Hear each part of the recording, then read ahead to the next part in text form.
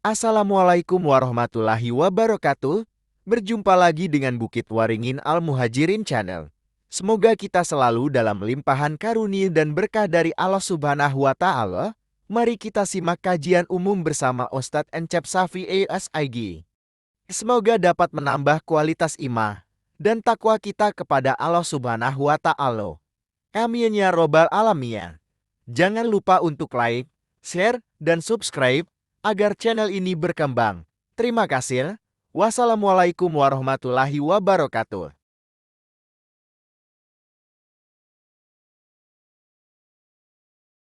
Assalamualaikum warahmatullahi wabarakatuh.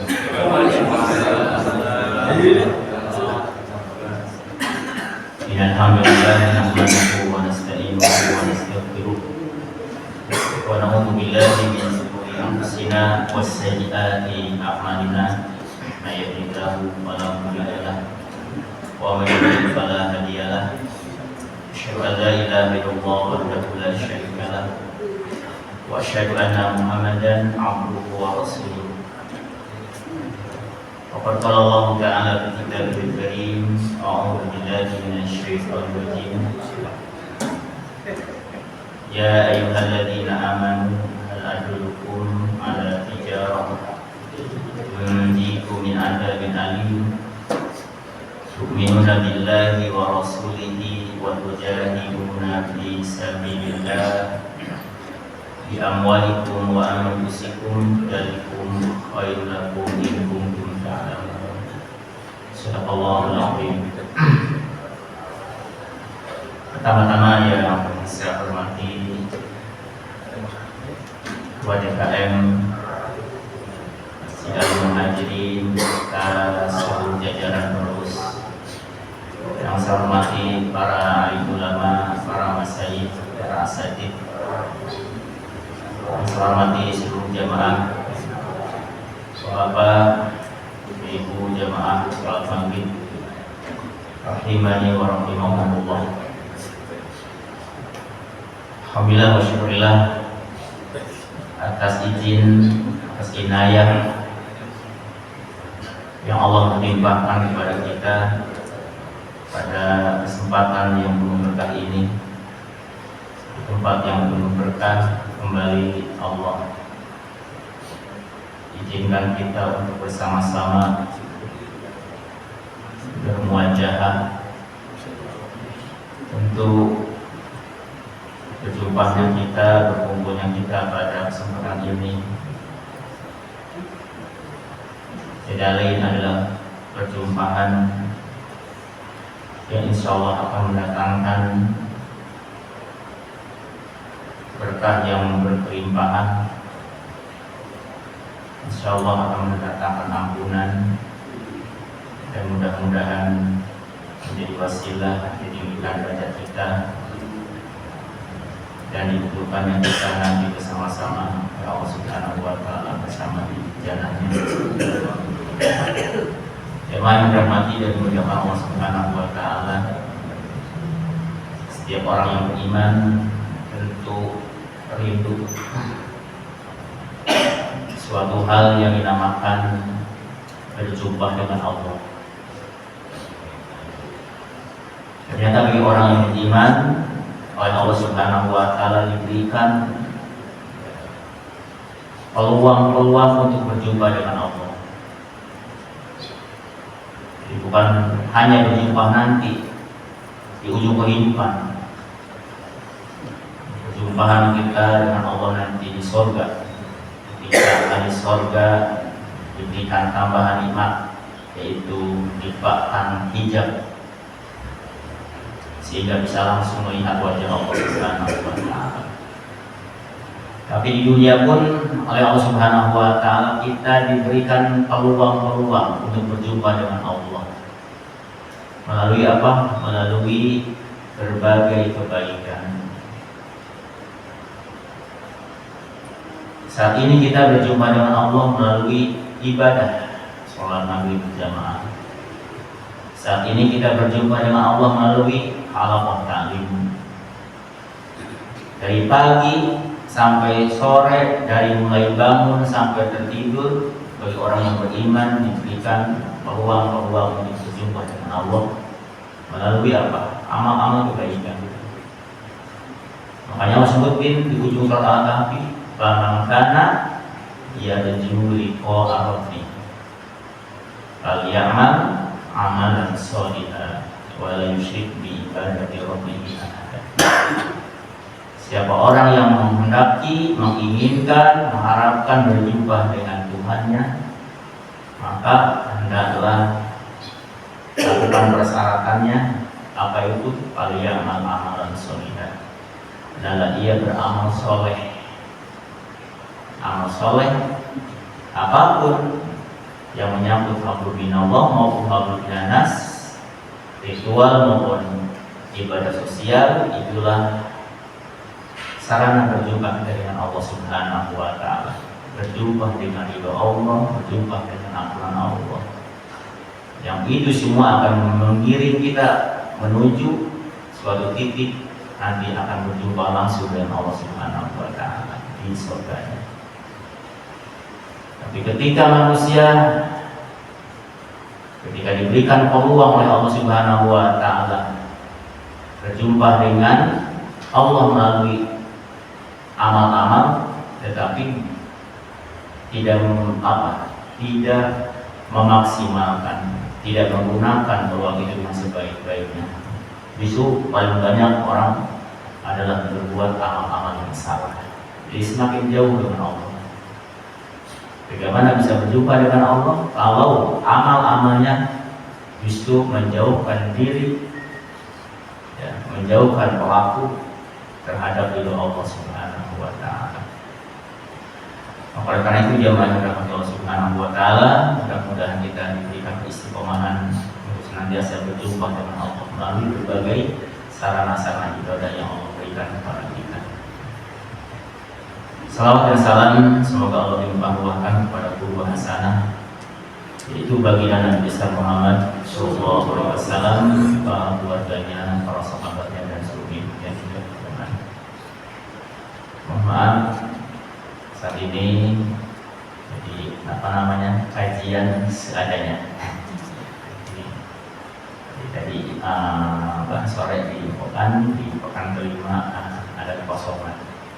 Jadi kita hanya sebatas ngobrol menunggu datangnya waktu Isya. Mudah-mudahan dari obrolan kita menjadi jembatan, ya, menjadi sarana untuk mengokohkan kualitas iman dan takwa kita kepada Allah Subhanahu wa Ta'ala. Tidak lain daripada itu. Di obrolan, ya, insya Allah yang akan membawakan kepada kita semua untuk saling mengingatkan, tanding, tadzkirah, untuk saling mengingatkan. Badzakir wa inna dzikra tanfa'ul mu'minin. Peringatan itu sangat bermanfaat bagi orang-orang yang beriman.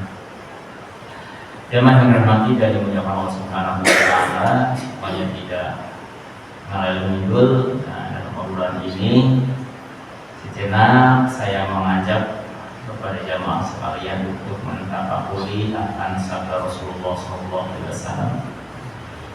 Sabda baginda ini sangat populer. Di antara jamaah sudah banyak yang hafal. Dia ada hadis yang begitu panjang. Ini adalah hadis qudsi. Kalau di hadis arba'in, hadis yang nomor 24. Walaupun sering hadis ini disampaikan oleh para narasumber, tidak ada salahnya. Dan malam ini kita kembali mengingatkan hadis ini, merenungkan hadis ini. Mudah-mudahan kita bisa mengamalkan apa yang terkandung dalam sabda Rasulullah SAW. Langsung saja. An Abi Darin an Nabi sallallahu alaihi wasallam bima yaru bi anillah tabaraka wa ta'ala. Di hadis ini datang dari Abu Dar. Abu Dar mendapatkan hadis ini langsung dari baginda Nabi sallallahu alaihi wasallam. Baginda Nabi Shallallahu Alaihi Wasallam mendapatkan hadis ini langsung dari Allah Subhanahu Wa Taala, bahwa apa yang beliau riwayatkan dari Allah Tabaraka wa Taala. Berarti hadis ini adalah disebut dengan hadis qudsi. Apa yang Allah sampaikan melalui baginda Nabi Muhammad SAW, annahu qala ya ibadi inni haramtu zulma ala nafsi wa ja'altuhu bainakum muharraman fala tadhalamu. Itu pesan pertama dari Allah Subhanahu Wa Taala, disampaikan kepada baginda Nabi, disampaikan kepada Abu Dar, ada Abu Dar, sampai juga kepada kita yang ada di penghujung. Jadi Allah Subhanahu Wa Taala dengan panggilan yang begitu lembut, panggilan kasih sayang, dengan panggilan ya ibadi, wahai hamba-hambaku, inni haramtu al-zulma, sesungguhnya aku telah mengharamkan kezaliman ala nafsi, terhadap diriku. Jadi Allah memproklamirkan bahwa Allah mengharamkan perilaku zalim terhadap dirinya.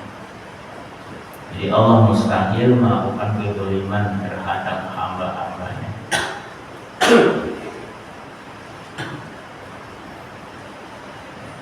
Makanya ketika seseorang terjerumus ke dalam kesesatan, kemudian terjerumus ke dalam penderitaan, yang nanti di ujung kehidupan manusia hanya dua finish tempat, yaitu al-jannah dan an-nar. Ada surga, ada neraka. Makanya ketika manusia masuk ke dalam neraka, itu bukan kezaliman Allah terhadap hambanya. Allah Subhanahu Wa Taala dengan penuh kasih sayangnya telah begitu lengkap menginformasikan, membimbing kepada setiap manusia agar tidak salah di dalam menempuh perjalanan hidup. Allah Subhanahu Wa Taala dengan melalui para utusannya dilengkapi dengan panduan berupa kitab-kitabnya. Sudah begitu jelas menjelaskan kepada kita sebagai umat manusia mana yang hak, mana yang batil, mana yang salah, mana yang benar, mana yang lurus, mana yang bengkok. Makanya dalam firman-Nya Allah Subhanahu Wa Taala, wa anna hadza sirati mustaqima fattabi'uhu. Inilah jalanku yang lurus, fattabi'uhu, maka ikutilah jalan yang lurus itu. Wala tatabi'u subula, janganlah kalian mengikuti jalan-jalan yang lain. Jadi Allah Subhanahu Wa Taala menghendaki kepada kita semua agar kita berpijak di jalan yang lurus. Ketika kita berada istiqomah di jalan yang lurus, maka di penghujung jalan itu ada kenikmatan, ada anugerah. Tapi ketika manusia menyalahi perjalanannya, maka Allah menyebutkan wala tatabi'u subul, jangan mengikuti jalan-jalan yang lain, jalan kesesatan yang diprovokasi oleh iblis dengan para pendukungnya. Maka Allah Subhanahu wa taala berfirman, jangan mengikuti jalan-jalan yang lain. Maka jalan-jalan yang lain itu ketika diikuti akan menyebabkan kesesatan. Fatafaraqa bikum an sabilih, akan melenceng dari jalan Allah Subhanahu wa taala. Dzalikum wasaqum, hal yang demikian Allah wasiatkan kepada kalian, kepada kita semua, la'allakum tattaqun, supaya kalian menjadi hamba-hamba yang bertakwa. Ketika manusia di dalam kehidupan dunia memilih keburukan, maka jangan salahkan siapa-siapa. Jangan salahkan tetangga, jangan salahkan istri, jangan salahkan teman, apalagi nyalahin Allah. Siapa yang disalahkan? Salahkan diri sendiri. Kenapa keburukan yang diambil? Tapi ketika kita saat ini di dunia ketika mendapatkan kebaikan, maka pujilah Allah, bersyukurlah kepada Allah. Alhamdulillah, Allah telah memberikan bimbingan hidayah. Termasuk harinya kita di sini, bacalah alhamdulillah. Tanpa bimbingan dari Allah Subhanahu wa taala, entah di mana kita di waktu makhluk ini berada. Tapi dengan bimbingan Allah Subhanahu wa taala, dengan hidayah Allah Subhanahu wa taala, kita berada di dalam yang Allah ridhoi. Kembali, jadi Allah mengharamkan kezaliman terhadap dirinya. Selanjutnya Allah sampaikan, wa ja'altuhu bainakum muharrama, dan aku telah jadikan kezaliman itu haram dilakukan di antara kalian. Maka oleh karena itu, fala tawalamu, janganlah kalian satu dengan yang lain saling menzalimi. Ini pesan dari Allah Subhanahu wa taala. Luar biasa. Jadi Allah mengharamkan kezaliman terhadap zatnya, juga Allah mengharamkan kezaliman untuk dilakukan antara kita. Jangan sampai seseorang menzalimi saudara. Fala tadzalamu, maka janganlah kalian saling menzalimi. Kenapa kita dilarang untuk melakukan kezaliman? Dalam hadis lain Rasulullah SAW dalam hadis populer menyebutkan, ittaqul zulma, jauhi, hindari oleh kalian perbuatan zalim.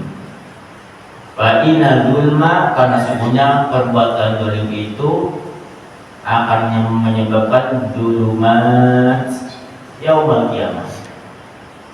Kezaliman yang dilakukan selama hidup itu ternyata akan menyebabkan kerugian kepada pelakunya. Ia akan mendapatkan berbagai kegelapan. Kenapa orang zalim itu ketika sakratul mautnya sulit mengatakan la ilaha illallah? Karena terhalang dengan kezaliman. Walaupun setiap saat dia pasti la ilaha illallah, tapi ketika sakratul mautnya dia terkunci. Kenapa? Gelap, tertutup dengan kezaliman. Ketika nanti di alam kubur akan mendapatkan kegelapan, termasuk diantaranya ketika sedang berhadapan dengan munkar nakir. Kalau di dunia sudah pasti, ketika makro buka Allah Robbi sudah pasti, Allah Tuhan, Muhammad Nabiku, Islam agamaku, dari kecil belajar. Tapi ketika melakukan kezaliman di dalam hidupnya, terkunci, gelap. Jika ditanya oleh malaikat, cuma saja. Allah gelap. Di kegelapan sakratul maut nggak bisa mengucapkan la ilaha illallah. Ketika di soal munkar nakir tidak bisa menjawab persoalan munkar nakir. Apalagi nanti ketika di mahsyar, ketika berikutnya di mana? Di mizan, ketika diinterogasi dari amal-amal perbuatan, sangat menegangkan. Kenapa? Orang ketika diinterogasi nanti dia bisa menegangkan karena amalnya hitam berupa kedoliman. Ujungnya ketika meniti sirat tidak bisa. Di orang yang menjatuhkan dirinya terjerembab ke neraka jahanam dari sirat apa? Dosa. Makanya kata Rasulullah dalam di sirat itu nanti antara apa? Ada kail. Nah, kail itu dosa-dosa. Maka orang akan disambar dengan kail itu lalu dilempar. Jadi kayak pancing. Ketika nyebrang sirat digayat oleh pancing, dilemparkan. Dari mana itu pancingan? Yang tadi itu tali yang ada pancinya yang menjemputkan ke dalam neraka. Kedoliman. Makanya tadi kita zulma jauhi oleh kalian, hindari oleh kalian kedoliman. Karena kedoliman itu hanya akan menyengsarakan.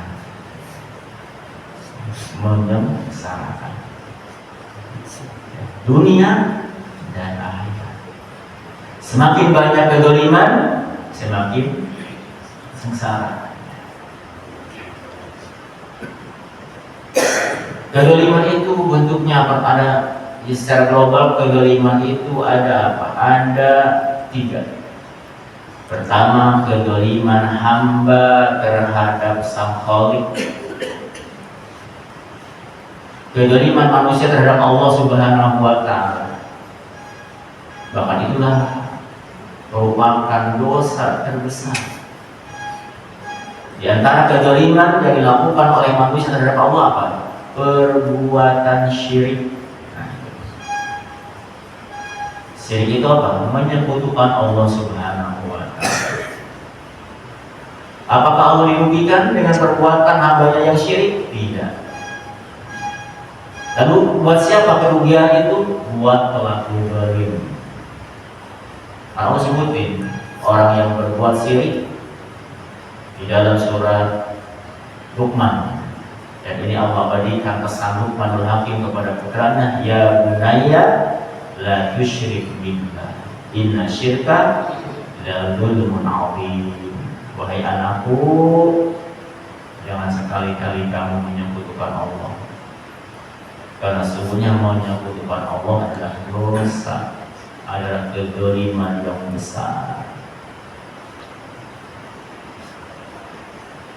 Bahkan Allah Subhanahu wa Ta'ala ancam orang yang melakukan kedzaliman terhadap Allah berupa kesyirikan. Allah menyebutkan tak akan diampuni ketika dosa itu terbawa mati.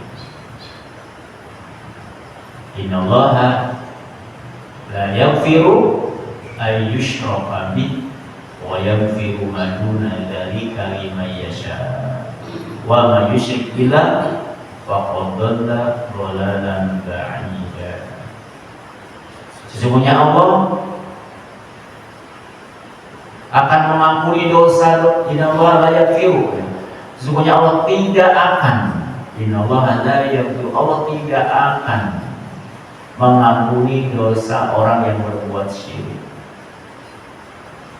Wa yaghfiru ma duna dzalika, dan Allah akan mengampuni dosa-dosa selain syirik. Oh, itu kedoliman yang besar apa? Syirik.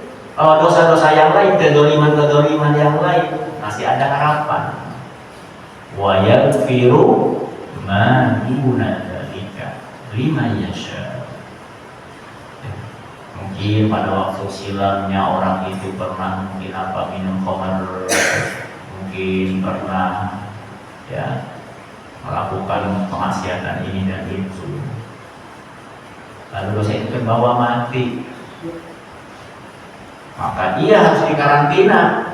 Tapi selama apa dikarantinanya? Selama dosa-dosanya habis, akan diampuni. Selama punya keimanan. Tapi kalau orang itu meninggal membawa dosa syirik, ini Allah proklamirkan, innallaha la yaghfiru ayyushraka bih. Maka jangan main lagi dengan kezaliman berupa kesyirikan. Kan sebagai orang menganggap enteng syirik itu. Hanya ini PR buat kita semua pelajari ya, tentang apa? Tentang bahayanya syirik. Bahkan Allah Subhanahu wa taala dalam firman yang lain menyebutkan, walaqad uhiya ilaika wa ilal ladzina min qablik la in asyrakta la yahbatanna 'amaluk wa la takunanna minal khasirin.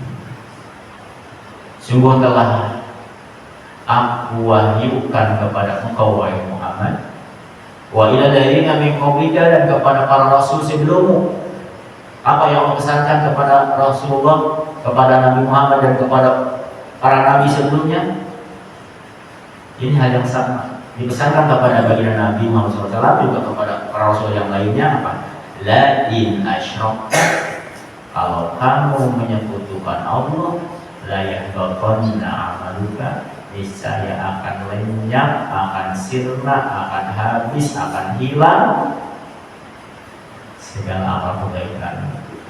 Bayangkan, sekali bernabi, rasul, yang kalau diukur dengan amal kebaikan kita, ya kita ada apa-apanya. Ketika seorang nabi, seorang rasul melakukan kemusyrikan, hilang amalnya. Bagaimana dengan kita?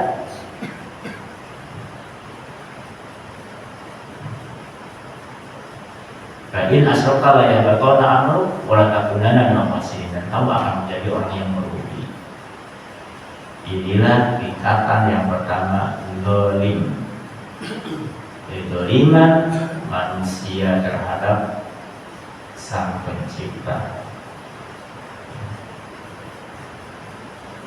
Kemudian yang kedua, kezaliman manusia terhadap dirinya sendiri yang melakukan kemaksiatan. Hayal sholat, dia masih asik mainin motor, masih nyangkul di sawah, masih asik jualan di pasar, sampai bablas tidak sholat. Itu manusia menjolimi dirinya. Allah nggak dirugikan, orang lain tidak dirugikan. Siapa yang rugi? Dirinya sendiri. Nah, itu di antara contoh manusia menjolimi terhadap dirinya sendiri. Yang ketiga, manusia menjolimi terhadap sesama. Hati-hati, bahaya seseorang menjolimi terhadap sesama akan mengalami yang disebut namanya kebangkrutan. Karena ada tiga hal yang disebutin, ada tiga hal yang akan merampas terhadap diri kita. Pertama, ruh akan dirampas oleh makhluk maut. Yang kedua, harta waris akan dirampas oleh siapa? Akan diambil oleh siapa? Oleh keluarga yang diwarisi. Rumah yang dari dulu dibangun, kalau kita sudah meninggal ya buat ya ahli waris ambil. Nggak ada genteng pun dibawa oleh kita. Nggak ada kanebo pun, yang punya mobil mewah dibawa. Yang punya jas, punya pakaian bagus, nggak ada kaos kaki yang bolong pun dibawa. Semuanya ditinggalkan. Mau tidak mau, suka tidak suka, nggak ada dibawa. Yang ketiga apa? Yang akan dirampas amal kebaikan. Nah, ini yang baru. Amal kebaikan itu akan dirampas oleh siapa? Oleh orang yang terzalimi. Jangan tenang-tenang. Kita rajin ibadah tapi melakukan kezaliman terhadap sesama. Nanti kebaikan-kebaikan seseorang yang ia lakukan di dunia tapi ia juga rajin berbuat zalim terhadap sesama, maka kebaikan-kebaikan itu akan dirampas oleh orang-orang yang terzalimi. Maka Rasulullah SAW menyampaikan dengan berita,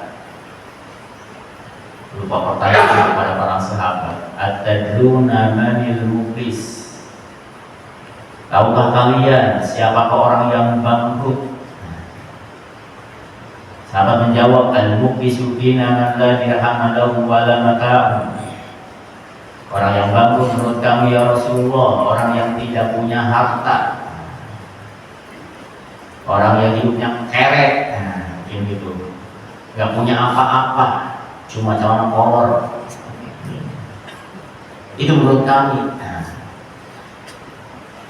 Tapi Rasulullah menyebutkan, innal muflisa min ummati, sesungguhnya orang yang bangkrut dari umatku, mayati yaumul qiyamah, adalah orang yang datang menghadap Allah di hari kiamat kelak bisolatin, orang yang membawa pahala sholat, rajin sholatnya, rajin berjamaahnya, sholat wajib maupun sholat sunnah, wasiyamin, membawa pahala puasa wajibnya maupun yang sunnahnya, zakatin, membawa pahala zakat, dan membawa pahala-pahala ibadah yang lain. Itu ternyata orang yang bangkrut adalah orang yang datang menggondol amal, menggondol pahala-pahala dari kebaikan. Lalu bangkrutnya kenapa? Nah, ini yang menyebabkan bangkrut.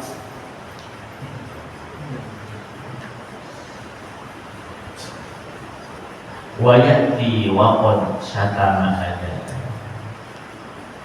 Selain ia membawa pahala begitu banyak, tapi ia datang menghadap Allah dengan membawa dosa berupa kezaliman. Di antaranya suka mencaci maki. Tadi zalim apa tuh? Zalim berupa ucapan. Di lidah ini bisa menjolimi berupa cacian. Wa qada fahada, suka menuduh, memfitnah, juga dari lidah. Suka menghina,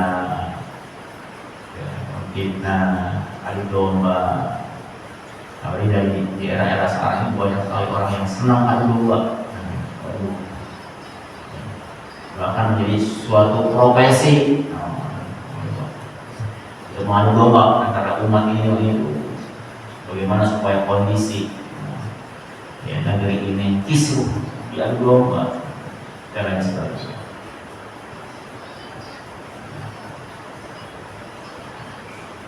Wa akala malahada, kezaliman berikutnya memakan harta dengan cara zalim, menipu, korupsi, dan lain sebagainya.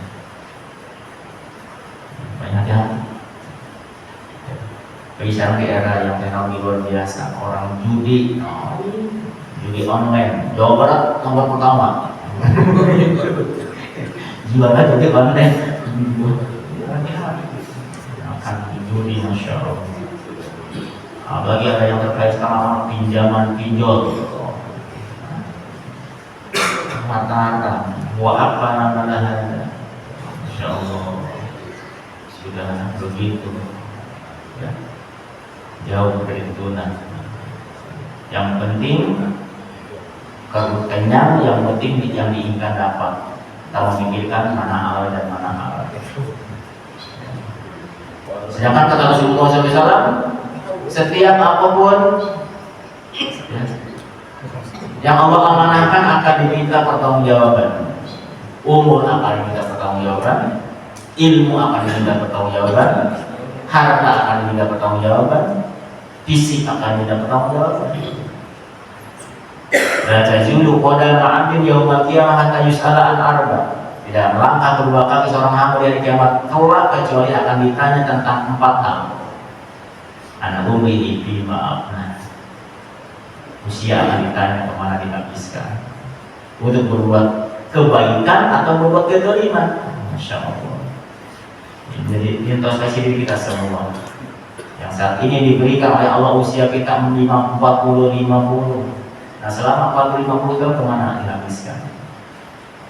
Untuk taat, untuk maksiat, untuk kemaslahatan, atau untuk kezaliman.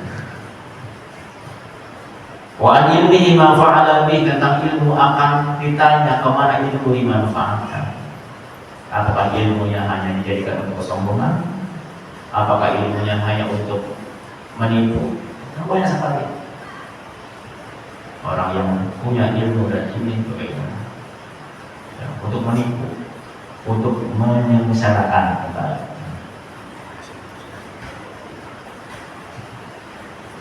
Wa amalihi min aina iktasaba. Nah ini yang tadi akan ditanya manusia itu tentang harta. Dari harta ditanya 2 hal. Pertama, min aina iktasaba. Min aina iktasabahu, dari mana harta diperoleh. Kerannya diputar dari mana itu? Ya, kayak kalau ayam, nah, kerannya itu sumbernya halal atau haram. Makanya hanya orang-orang yang bertakwa lah yang bisa selektif membuka keran,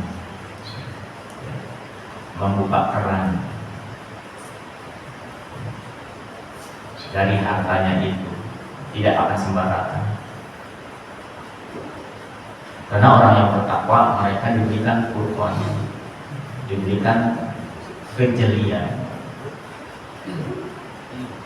Makanya kunci hidup ini supaya tidak zalim, nah harus rajin. Harus iman, ditingkatkan iman dan takwanya.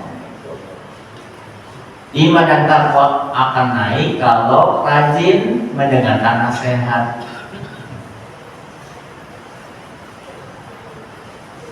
Takwa itu lahir dari keimanan yang baik. Keimanan itu ya, akan tumbuh kalau apa? Kalau dibina, kalau dipupuk, dirawat. Kalau dibiarkan, iman juga akan rontok. Kalau banyak pohon, nggak diurus, nggak disiram, nggak dipupuk, lama mati. Nah begitu juga iman. Salah satu bentuk pupuk iman adalah apa? Nasihat. Jadi kalau iman enggak dipupuk, akan mati. Kalau diibaratkan HP, kalau nggak dicas, mati enggak? Mati. Kalau mati, konek enggak? Enggak konek. Walaupun teriak-teriak enggak nyambung. Kenapa? Ya karena nggak ada ininya, nggak ada setrumnya.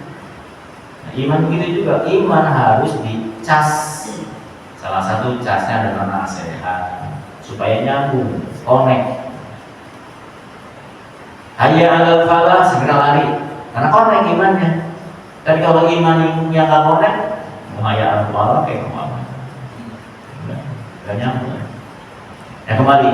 Tadi apa? Ya kembali apa tadi? Tentang harta. Dari mana harta diperoleh dan kemana harta dibelanjakan. Yang keempat, anjis minibi maaf, akan ditanya tentang kesehatan, ya tentang fisik. Mata kemana dilihat, telinga kemana didengarkan, kaki kemana dilangkahkan, hati kemana diniatkan, semua itu akan kita pertanggungjawabkan. Nah, kembali tentang hadis tadi, bahwa nanti di hari kiamat orang yang bangkrut itu adalah orang yang ternyata selain membawa pahala banyak, ia juga banyak membawa dosa berupa kezaliman. Maka apa yang terjadi? Fayuqqa hada min hasanatihi wa hada min hasanatihi. Orang-orang yang terzalimi selama hidup akan datang minta ganti rugi, maka dengan keadilan Allah nggak zalim, dengan keadilannya maka kebaikan akan diberikan kepada orang yang terzalimi. Si A datang yang terzalimi, mungkin hartanya diambil, maka kebaikannya diberikan kepada si A. Si B datang lagi karena nama baiknya tercoreng dengan mulut orang tersebut dan ghibah dan sebagainya, maka diberikan kepada si B. Si C datang lagi karena pernah memfitnah. Lalu kalau orang yang terzalimi itu se-RT, Masya Allah, satu negara terzaliman. Makanya, waduh, jadi pemimpin itu berat. Ketika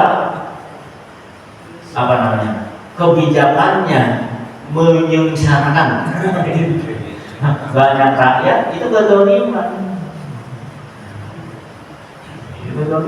Jadi semakin banyak orang yang terzalimi, semakin apa?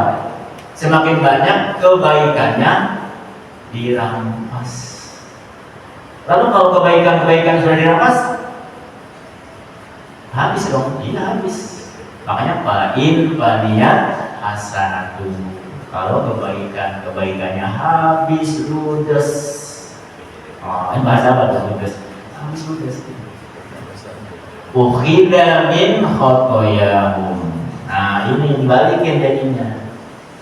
Maka dengan keadaan Allah, keburukan dosa-dosa orang yang terzalimi dibebankan kepada dia. Kepada siapa? Pelaku kezaliman. Yang sesungguhnya untuk siapa? Yang menzalimi atau yang terzalimi? Nah, ternyata yang terzalimi, jangan sakit hati kalau kita terzalimi. Masya Allah, suatu saat diuntungkan. Kalau boleh, kalau kita tahu ada orang yang menzalimi, datang kasih pakaian. Terima kasih atas kezaliman. Ini dia telah menyumbang kebaikan. Jadi ketika kezaliman itu, ketika kebaikannya habis diberikan kepada orang yang terzalimi, maka keburukan atau dosa orang yang terzalimi dibebankan kepadanya. Lalu nasibnya kemana dia?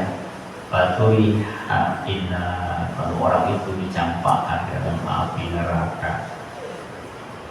Bukan untung, malah untung. Penyebabnya apa? Kezaliman. Ustaz, memang orang jalim ada kebaikannya kira-kira. Kalau orang jalim kira-kira ada kebaikannya kira-kira. Ada kebaikan. Setiap orang ada punya kebaikan.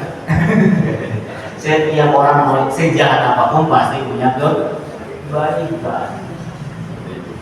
Kalau mau buat Firaun umpamanya, saking jahatnya kita melihatnya gitu, itu termasuk mengumpat Ustaz itu.